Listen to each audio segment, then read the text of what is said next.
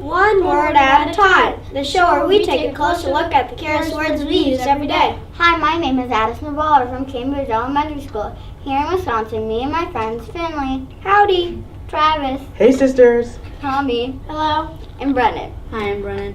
Me and my friends were wondering what the word lexical means. We went to a word source called Etymonline and looked up the word and found out that the word lexical means relating to a vocabulary of a language. We also found out that the origin of lexical is from Greek. And that's quite some time ago. We also found a cool related word called lexicographer, which means a dictionary writer. Man, that'd be so cool to write a French or Greek dictionary. Then we went on Etymonline and found other related words. Those words are lexeme, lexicographer, lexicon, lexogram, lexicology, and lexicography. Here are some interesting facts about these words. Lexicon is a noun from the 1600s. It means a dictionary and a word in a book. Lexeme is a noun from 1937. It means unit of a language. Lexicology is a noun from 1820 and it means the study of words. Lexical is a Proto-Indo-European word which is also known as PIE. Lexicography is a noun from 1670 and it means the writing of dictionaries. We found another word called lexigram and we found out that they are investigating the language symbols of chimpanzees. Who are some of the famous lexicographers? Well, Brennan, one of the most famous lexicographers is Noah Webster. Yeah, he is really famous, but didn't make the first dictionary. Really? Then who did? Robert Caudry made the first English dictionary in England. Wow, that's so cool. I know, right? The newest dictionary is by Merriam-Webster. All the lexicographers are... Just kidding. There are way too many lexicographers for us to name. Yeah, there are. A famous lexicographer is Samuel Johnson. He is more famous than Noah Webster. He was an English critic, biographer, essayist, poet, and lexicographer. He invented one of the most famous dictionaries in history. It is called Johnson's Dictionary. It took 8 years to make, and it has about 40,000 words in it.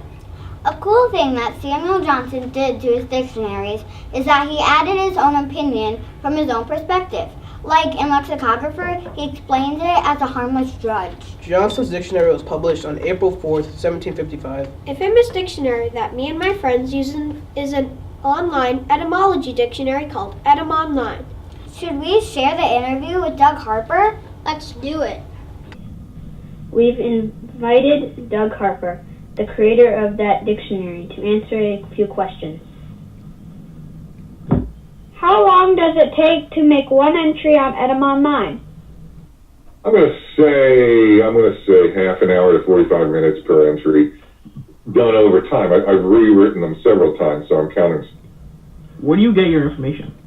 By now, there's a lot of books I use that I have to look through each book for each entry, although they're not all, a word that's not from Latin isn't going to be in my Latin dictionary, so I can save a little money there, time there.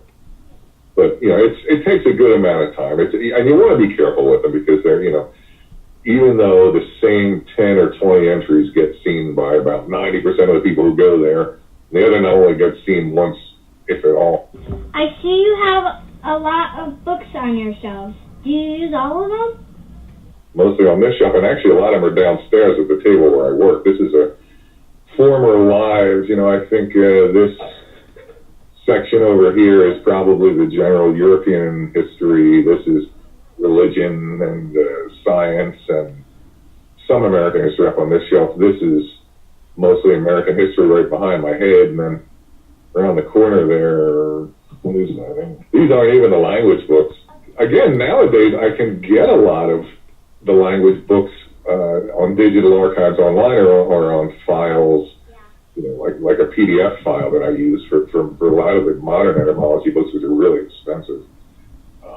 So yeah, I actually do look at them online a lot. Yeah, I haven't bought nearly as many books as I bought when I did a Civil War book. That accounts for probably 3 full shelves back there, and I've sold off a lot of those too.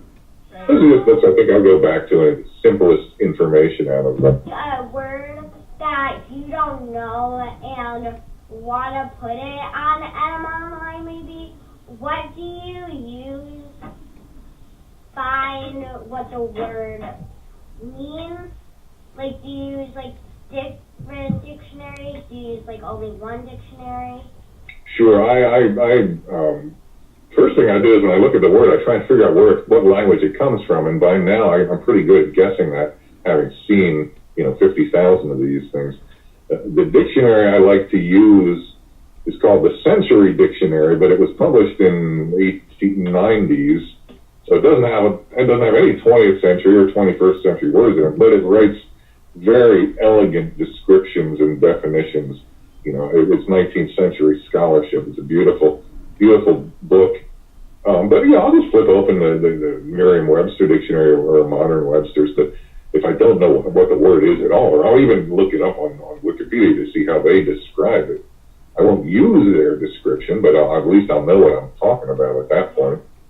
And then I'll try and figure that. I tell you, writing etymologies is easy. Writing definitions.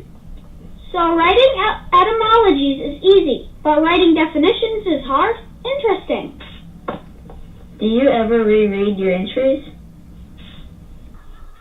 Yeah, I go through pretty much in order. Right now I'm coming up to the words that begin in M-O-T and then M-O-U. I mean, I just print out a page of the site and then just make corrections on it by hand and go back and type them all in again. So it's sort of like a radar beam sweeping through the dictionary, and it's into M now.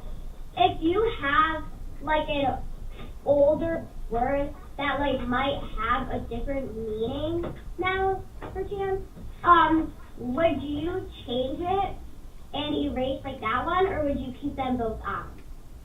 A very good question. I definitely would keep them both, because that's why people go to this dictionary, to find out where words came from and also what they used to mean that they don't anymore.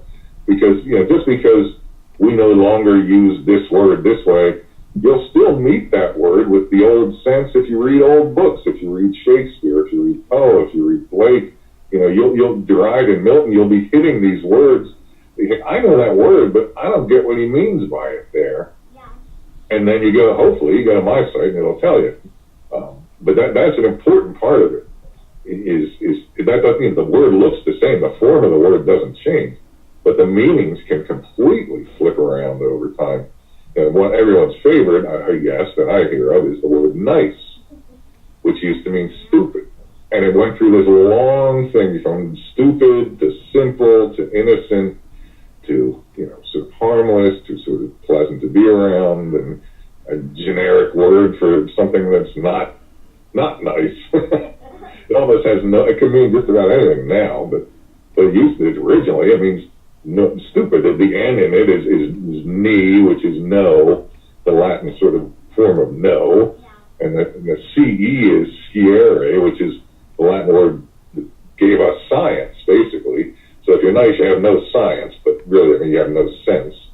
If you pull that word apart, it comes out to mean something you wouldn't want someone to call you. But most people are happy to be called nice now. Have a good rest of the day. All right, thank you very much. Take care. Thank you for listening to this episode of One Word at a Time. Thank you for joining us today. We here at Cambridge Elementary invite you to listen and to learn the fascinating abundance revealed with each and every word, one word at a time. Bye, sisters.